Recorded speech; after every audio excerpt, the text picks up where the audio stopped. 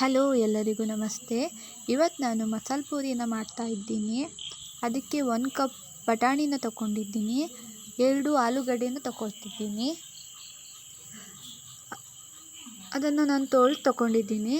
ಈಗ ಕುಕ್ಕರ್ಗೆ ಹಾಕ್ಕೊಂಡು ಸ್ವಲ್ಪ ನೀರು ಸೇರಿಸ್ಕೊಳ್ತೀನಿ ಬೇಯಿಸುವಷ್ಟು. ಅದಕ್ಕೆ 1 ಟೇಬಲ್ ಸ್ಪೂನ್ ಎಣ್ಣೆನ ಹಾಕ್ಕೊಳ್ಳಿ.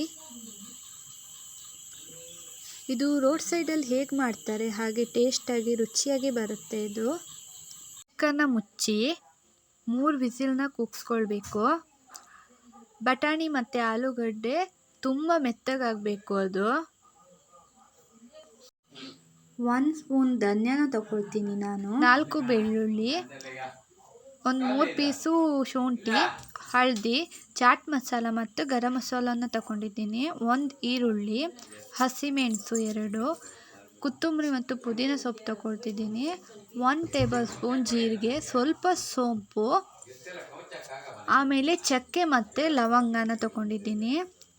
ಇದಿಷ್ಟನ್ನು ನಾನು ಸ್ವಲ್ಪ ಎಣ್ಣೆ ಬಾಣಲೆಗೆ ಹಾಕ್ಕೊಂಡು ಅದಕ್ಕೆ ಹಾಕಿ ಫ್ರೈ ಮಾಡ್ಕೊಳ್ತಾ ಇದ್ದೀನಿ. ಕೆಂಪು ಬಣ್ಣ ಬರುವವರೆಗೆ ಫ್ರೈ ಮಾಡಿ. ಈಗ ಬೆಳ್ಳುಳ್ಳಿ ಸೇರಿಸ್ಕೊಳ್ತಾ ಇದ್ದೀನಿ, ಶುಂಠಿ ಎಲ್ಲ ಒಳ್ಳೆ ಕಂದು ಬಣ್ಣ ಬರುವವರೆಗೆ ಫ್ರೈ ಆಗಬೇಕದು.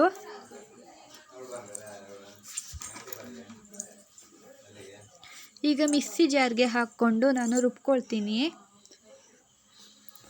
ಇದಕ್ಕೆ ನಾನು ಕೊತ್ತಂಬರಿ ಸೊಪ್ಪು ಮತ್ತು ಪುದೀನ ಸೊಪ್ಪನ್ನು ಸೇರಿಸ್ಕೊಳ್ತೀನಿ. ಸ್ವಲ್ಪ ನೀರು ಹಾಕ್ಕೊಳ್ಳಿ. ಬೇಯಿಸಿ ಇಟ್ಟ ಬಟಾಣಿನ ಸೇರಿಸ್ಕೊಳ್ತಿದ್ದೀನಿ. ಒಂದು 2 ಟೇಬಲ್ ಸ್ಪೂನ್ ಹಾಕಿದರೆ ಸಾಕು.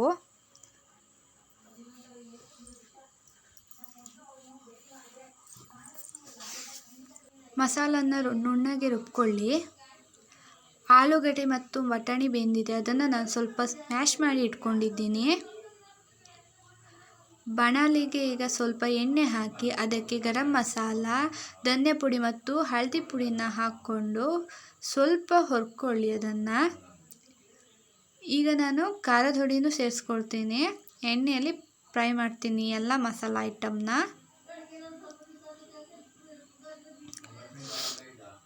ಇದು ತುಂಬ ರುಚಿಯಾಗಿರುತ್ತೆ. ಬೀದಿ ಬದಿಯಲ್ಲಿ ಹೇಗೆ ಸಿಗುತ್ತೆ ಹಾಗೇ ಇರುತ್ತೆ ಮಸಾಲೆ ಪೂರಿ ಇದು.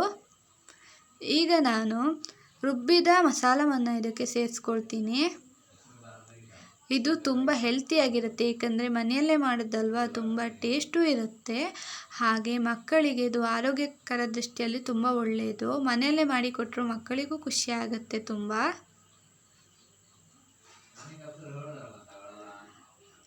ಅದಕ್ಕೆ ಸ್ವಲ್ಪ ನೀರು ಸೇರಿಸ್ಕೊಳ್ಳಿ.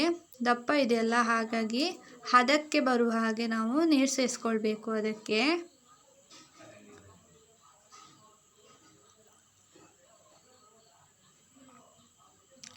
ಈಗ ನಾನು ಚಾಟ್ ಮಸಾಲನ ಸೇರಿಸ್ಕೊಳ್ತೀನಿ. ಅಂಗಡಿಯಲ್ಲಿ ಸಿಗುತ್ತೆ ಚಾಟ್ ಮಸಾಲ ಕೊಡಿ ಅಂದರೆ, ಒಂದು 10 ರೂಪಾಯಿ ಹಾಗೆ ಇರುತ್ತೆ ಅಷ್ಟೇ ಸಣ್ಣ ಪ್ಯಾಕಿಗೆ. ಈಗ ನಾನು ಬೇಯಿಸಿದ ಆಲೂಗಡ್ಡೆ ಮತ್ತು ಬಟಾಣಿನ ಇದಕ್ಕೆ ನಾನು ಸೇರಿಸ್ಕೊಳ್ತೀನಿ. ಈಗ ಮಿಕ್ಸ್ ಮಾಡಿಕೊಳ್ಳಿ. ದಪ್ಪ ಅನಿಸ್ರೆ ನೀವು ನೀರನ್ನು ಸೇರಿಸಿ ಅದಕ್ಕೆ. ಸ್ವಲ್ಪ ಉಪ್ಪನ್ನು ಹಾಕ್ಕೊಳ್ಳಿ. ನನಗೆ ಅದು ದಪ್ಪ ಅನಿಸ್ತು, ಹಾಗಾಗಿ ಸ್ವಲ್ಪ ನೀರನ್ನು ಹಾಕ್ಕೊಳ್ತೀನಿ. ಈ ಪೂರಿನ ನಾನು ಮನೆಯಲ್ಲೇ ಮಾಡಿದ್ದು, ತುಂಬ ಈಸಿಯಾಗಿ ಮನೆಯಲ್ಲೇ ಮಾಡಬಹುದು.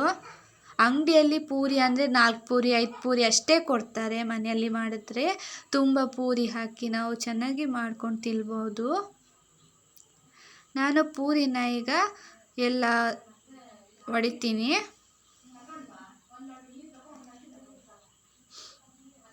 ಎಲ್ಲರನ್ನ ಹೀಗೆ ಪುಡಿ ಪುಡಿ ಮಾಡಿ ಎಲ್ಲವನ್ನ. ನಾನು ಇನ್ನೊಂದು ವಿಡಿಯೋದಲ್ಲಿ ಪೂರಿನ ಹೇಗೆ ಮಾಡೋದಂತ ತೋರಿಸ್ತೀನಿ. ಈಗ ನಾನು ಮಾಡಿಟ್ಟ ಮಸಾಲೆನ ಹಾಕ್ಕೊಳ್ತಿದ್ದೀನಿ. ನನ್ನ ಚಾನಲ್ನ ಸಬ್ಸ್ಕ್ರೈಬ್ ಮಾಡಿ. ಇದಕ್ಕೆ ಮಸಾಲೆನ ಸೇರಿಸ್ಕೊಳ್ಳಿ. ಒಮ್ಮೆ ನೀವು ಟ್ರೈ ಮಾಡಿ ರುಚಿ ಹೇಗಿದೆ ಅಂತ ನನಗೆ ಹೇಳಿ.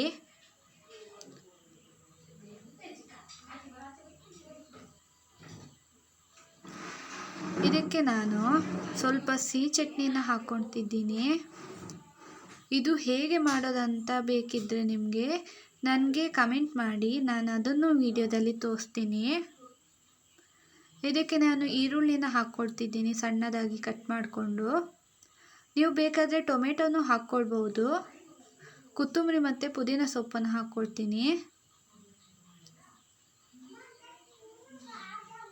ಮೇಲ್ಗಡೆ ಸ್ವಲ್ಪ ನಾನು ಮಿಕ್ಸರ್ನ ಹಾಕ್ಕೊಳ್ತೀನಿ. ಕೆಲವರು ಶೇವ್ ಅಂತಾರೆ ಅದನ್ನು.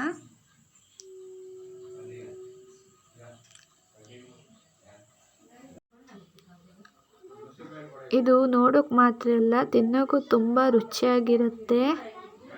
ನೀವು ಟ್ರೈ ಮಾಡಿ ಕುಂದಾಪುರ ಮಸಾಲೆ ಪೂರಿನ.